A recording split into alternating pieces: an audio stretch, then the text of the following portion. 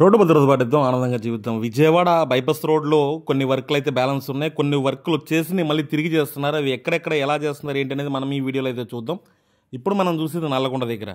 ఇటు నుంచి బైపాస్ రోడ్లోకి అయితే ఎంట్రీ లేదు కాబట్టి మనం ఇక్కడ నుంచి లోపలికి అయితే వెళ్ళట్లేదు. నెక్స్ట్ ఎక్కడ అయితే వర్కులు జరుగుతున్నాయి అనేది చూద్దాం. ఇక్కడ నల్లకొండకి అంబాపురానికి మధ్యన కూడా వర్కులు అయితే బ్యాలెన్స్ ఉన్నాయి. ఇప్పుడు మనం చూసేది చిన్నవాడపల్లి దగ్గర ఈ బైపాస్ రోడ్డు ప్రారంభమయ్యే పాయింట్ అనుకోవచ్చు, అదేవిధంగా ముగింపు పాయింట్ కూడా అనుకోవచ్చు. ఇక్కడ గతంలో జంక్షన్ దగ్గర అంటే కొత్తగా ఒక జంక్షన్ లాంటిది ఇక్కడ నిర్మిస్తున్నారు. దాని దగ్గర అయితే ఇక్కడ మట్టి పనులు అయితే చేశారు, అన్నీ చేశారు. ఇక్కడ మనం చూస్తే రైట్ సైడ్లో ఇవన్నీ కూడా బ్లాక్స్ ఇవన్నీ కూడా తీసేసి ఉన్నాయి. ఆ అప్రోచ్ వే అనేదాన్ని మట్టితో మొత్తం అంతా కూడా పని అయితే జరిగిపోయింది. ఇప్పుడు దాన్ని చేసిన దాన్నే మళ్ళీ అంత తవ్వేసి మళ్ళీ దాన్ని పూడ్చి మట్టి గట్ట పూడ్చి మళ్ళీ అయితే నిర్మాణం అయితే జరుపుకుంటుంది. ఇప్పుడు ఈ చూసి ఈ వాల్ లాంటిది మనకి ఈ అప్రోచ్ వే ఏదైతే ఉంటుందో ఈ వాల్ లాంటిది ఇదంతా కూడా తీసేసి ఇక్కడ మళ్ళీ మట్టి పని అయితే చేశారు. ఇంకా పూర్తి కాలేదు, బ్యాలెన్స్ అయితే ఉంది ఇక్కడ వర్క్. ఈ మెయిన్ హైవే రోడ్లోకి కలిసేది ఈ ప్రాంతంలోనే. ఇక్కడ ఇంకా పని అయితే బ్యాలెన్స్ అయితే ఉంది. ఇది జస్ట్ మనం చూసింది ఏంటంటే జరుగుతున్న వర్క్ని అయితే చూసాం. అంతకుముందు అయితే మొత్తం అంతా కూడా మట్టిని అయితే తీసే పని అయితే ఇక్కడ జరిగింది. ఇప్పుడైతే చాలా వరకు అంటే చేసిన పన్నే మళ్ళీ తిరిగి చేయడం అయితే జరిగింది. ఇదే కాదు, ఇంకా ఇప్పుడు జరుగుతున్న పాయింట్లు కూడా కొన్ని ప్రాంతాల్లో అయితే ఉన్నాయి. పనులు ప్రారంభం కాని ప్రాంతాలు కూడా ఉన్నాయి. వాటిని కూడా మనం అయితే ఈ వీడియోలో అయితే చూద్దాం. ఇప్పుడు మనం తర్వాత చూసేది బీబీగూడెం గన్నవరం దగ్గర వెస్ట్ బైపాస్. మనం గన్నవరం ఊళ్ళోకి వెళ్ళాలన్నా లేదంటే బీబీగూడెం వెళ్ళాలన్నా విజయవాడ వెస్ట్ బైపాస్లో ఈ ప్రాంతంలో అయితే మనకి వంతెన లాంటిది ఏర్పాటు చేయడం జరిగింది. ఇక్కడైతే గతంలో మట్టి పని ఇవన్నీ జరిగిపోయినవి, అంటే బ్రిడ్జికి కనెక్టింగ్ వర్క్ మాట ఇదంతా కూడా జరిగిందాన్ని మొత్తం అంతా కూడా తవ్వేసి మళ్ళీ తిరిగి పని అయితే చేస్తున్నారు. ఇప్పుడు మనం చూస్తున్నంతా కూడా ఇదే. ఇక్కడ మనకి పనిచేస్తున్న యంత్రాలను కూడా మనం ఇక్కడైతే చూడొచ్చు. ఇదంతా కూడా గతంలో వర్క్ అయితే జరిగిపోయింది. ఇప్పుడు మళ్ళీ ఇదంతా కూడా తీసేసి మళ్ళీ తిరిగి అయితే చేస్తున్నారు. ఇక చూస్తూ ఉంటే ఇక్కడ మనకి పని చేస్తున్న యంత్రాలు కూడా మనకి ఈ వీడియోలో అయితే స్పష్టంగా కనిపిస్తుంది.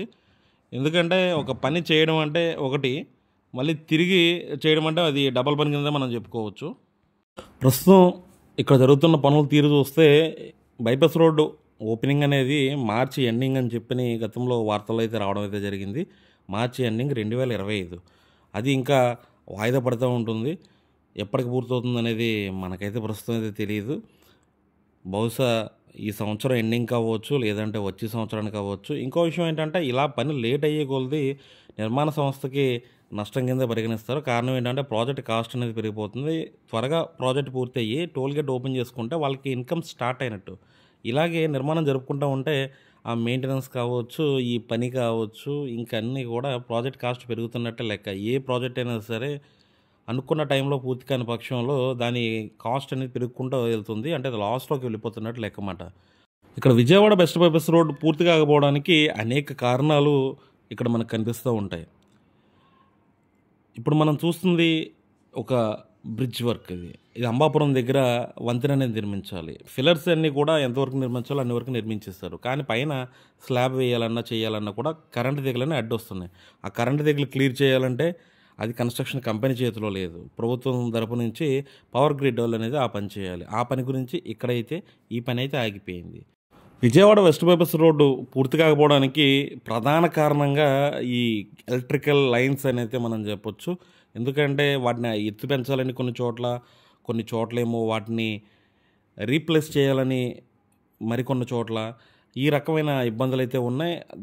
ఏంటంటే ఇవి కరెంటు స్తంభాలను ఎత్తు పెంచాలి లేదంటే వేరే చోటకి మార్చాలి అంటే అక్కడ రైతుల పొలాల్లో అయితే పని అయితే జరుగుతుంది. అక్కడైతే కొన్ని ఇబ్బందులు అయితే ఉన్నాయి. ఇప్పుడు మనం చూస్తే ఇది కూడా ఒక కరెంటు లైన్ అయితే వెళ్ళే ప్రాంతం.